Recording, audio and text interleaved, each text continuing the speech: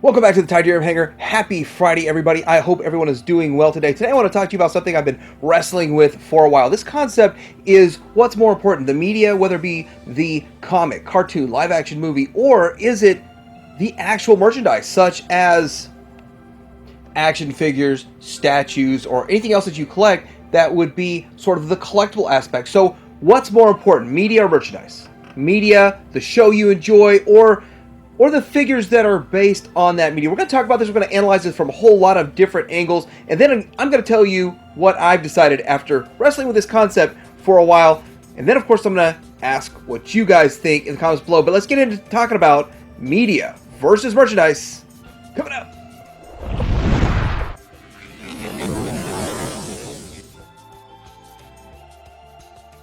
So this concept can be applied to pretty much any franchise that's out there, whether it be Transformers or Star Wars or Marvel or Masters of the Universe, anything like that. But I'm going to focus specifically on Transformers today, and I'm going to focus specifically on the G1 cartoon. Not that there's anything wrong with your favorite being a comic, or your favorite being the live action movie, or your favorite to be one of the others in between. More or less, I don't want this to be an hour-long video, and I really try to keep Friday videos under 15 minutes, so let's talk about the G1 cartoon. So really, this is where it all began for me. It all began for most people is the cartoon. Is the original G1 cartoon that started airing in 1984, and it captured the minds and hearts of kids everywhere.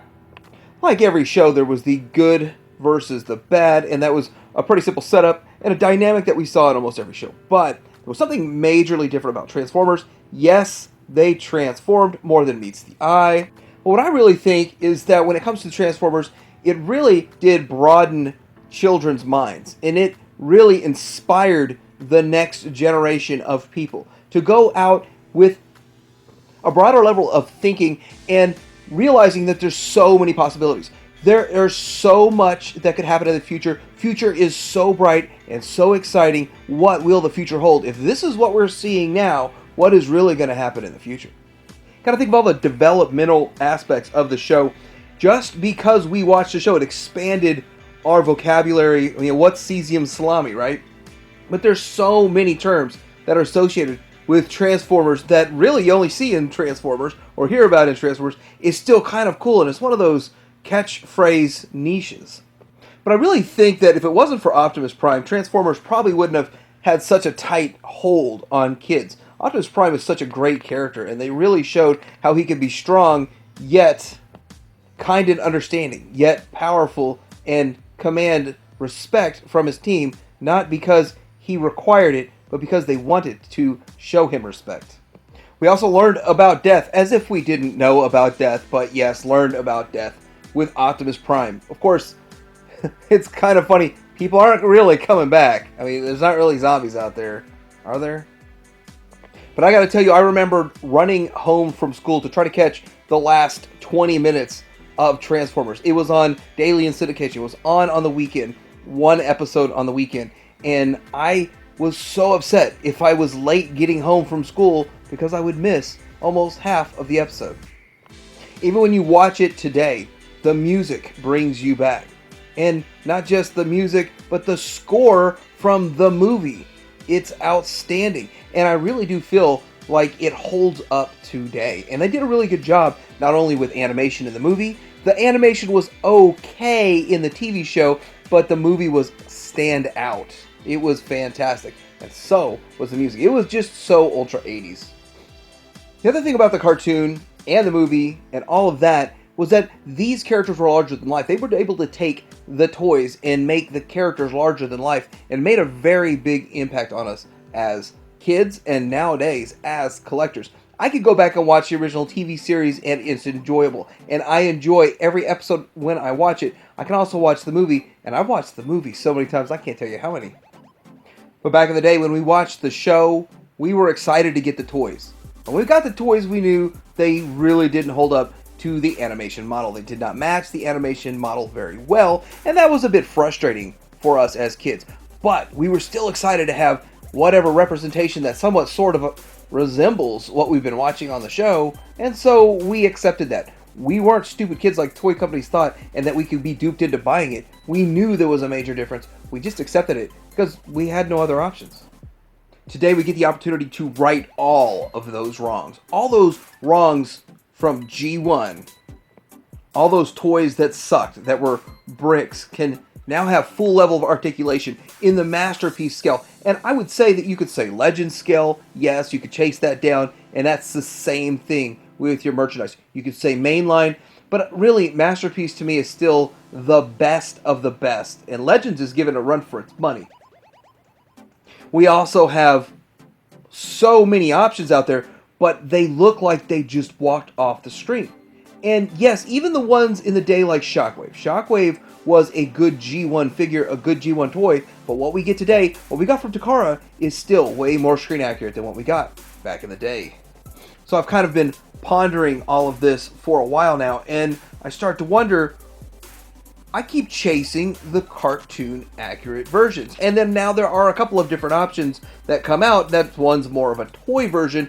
And so I'm starting to get a little bit into wanting some figures toy version, some figures toon version. And I'm a little bit split. But this picture from Cybertron.com sort of sums up a couple of things. But the first point I want to talk about here is look how far we came from G1. That was a wrong that has now been righted, or fixed, or corrected. And you got to think about this. It's been over a decade since that figure's come out.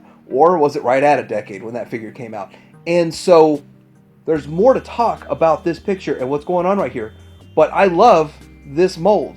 I do. And it's so much better than the original G1, even though we might have some nostalgia attached to it. We all have to admit that it's really exciting getting a closer to perfect representation in the Masterpiece scale than what we got right there. In fact, every step of the way when you collect Masterpiece Transformers, you find that you are trying to chase perfection. Of course, whose definition of perfection? Is it your definition of perfection? Of course, it's your definition of perfection. But you aren't making these things. It is the definition of perfection that is created by the people who make these, right? The creators, the designers, the companies. And so with that, every step of the way, we make decisions. Is that for me? Is that not for me? But what do we base this on? We base this on our media, right? So we wait our entire lives, 30 plus years, to get a Masterpiece version of Soundwave. And then what happens? A few years later, we get a better version. So we get into this new concept, or maybe it's an old concept, as old as time, out with the old and in with the new. So I was thinking for the longest time, I like my collection more than I actually like the media. But then you start wrestling with these decisions. I have a collection right now, but another figure's released, and I weigh whether or not I get rid of my old one and get this new one, pass on the new one, and all of that. But you know what doesn't really change when you do the out with the old and in with the new and the swap out? The media. I still whip out my measuring stick and I try to make these decisions, and I think which one looks more toon accurate and all of this stuff. What about this Ironhide? This last video I made talking about the Legends version. The Magic Square ones look great, but you know, the ones that we got for Ironhide and Ratchet, the Takara ones are not very good. And there was I think it was a Weijing KO oversized that fixed a lot of the problems, looked a whole lot better, but then they upscaled the thing to 12 inch. So it won't fit for your 9-inch scale, but I have it for 12 inch, and I think it's phenomenally better, but I still think someone's going to come around the corner and make a better one day. So getting back to the out with the old, in with the new, this picture here, again, part 2 of this picture. What will happen if Fans Toys makes a Wheeljack? Oh, wait, let me restate that. What's going to happen when Fans Toys makes a Wheeljack? Well, you're going to get a lot of people with the out with the Takara and in with the Fans Toys. But I really think that's going to be like a 50-50 split, because you do have a huge Takara fan base that likes the Takara product, likes to go with the original, and then you have people that don't want third party, but for the most part, out with the Takara, in with the Fans Toys. So I can't illustrate this point any better than with Optimus Prime. So when Masterpiece started, it started with MPO1. The number one figure, the very first one in Masterpiece, was a 12-inch Optimus Prime. Now, 12-inch Optimus Prime, MPO1 was good. Now, I always knew this is not the best of the best. There will be a better one coming, but I was very happy they made it, and I was excited for it, excited for the line, but I knew in the back of my mind that there's got to be a better one than this. This has a few imperfections. And then we got this. Now, the only reason the MP10 was a swap out, in my opinion, was because it was 9-inch and scaled with the new 9-inch. And so I accepted that we were switching from 12 to 9-inch, move on, and I've moved on since then. But every time one of these comes out, the measuring stick comes out, and it's the cartoon.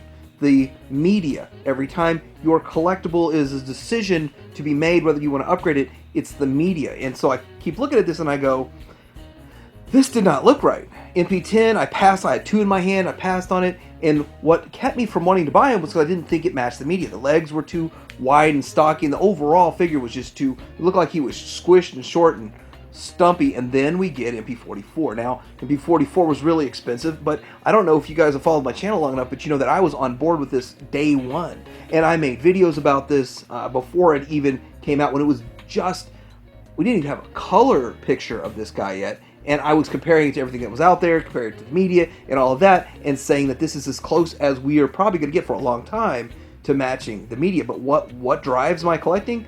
It turns out to be the media more than the merchandise. Don't get me wrong, I like my collection. Over the years, there have been a lot of figures in and out of my collection. And if you've been in this game for 20 some odd years, then you could probably say the same thing. Heck, if you've been in this game for 5 years, you could probably say the same thing. In fact, I really hated the Beast Wars toys back in the 90s, but I really enjoyed the Beast Wars cartoon. And so now I'm buying Beast Wars stuff simply because I liked the show. I watched the show, I gave it a shot, and I really thoroughly enjoyed it. So then we get into the Transformers War for Cybertron media. Now, this is based on toys that were trying to look as close to the original G1 cartoon. And then they made those toys as good as they can for a retail price point with that level of engineering. And then we get the show based off those toys. So I'm starting to wonder if kids truly enjoyed the show, watched the show, bought the toys, are they going to have an even stronger connection? Because we don't have the G1 fail. They don't have to deal with that we had to deal with. That disconnect from the toy to the cartoon. The merchandise and the cartoon are one and the same. Are they going to have a stronger connection than even we do? Or are they still only going to remember Fortnite and all of those games and not really care about this in the future?